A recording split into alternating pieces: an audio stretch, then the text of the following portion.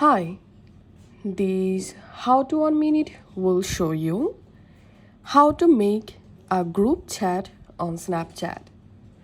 Creating a group chat on Snapchat is super easy process. Just follow these easy steps to easily create your Snapchat group chat. And the process will be similar for Android and iPhone users. Go ahead and launch your Snapchat app. And now make sure to sign into your Snapchat account. Now tap on chat.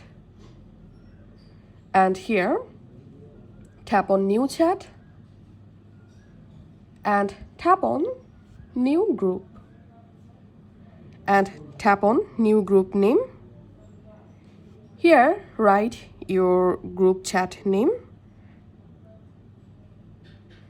Now here you will find all of your recent add date friends. Select friends to add into your Snapchat group.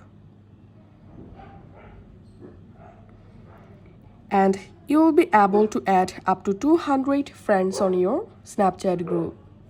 Then just tap on chat with group. And the group will be created, as you can see. In your chat panel, here you will find your group. Just open the group. Now tap on group name. And here you will be able to change your group wallpaper. You will be able to change your chat color. If you want, you can add more members in your group by tapping on add members.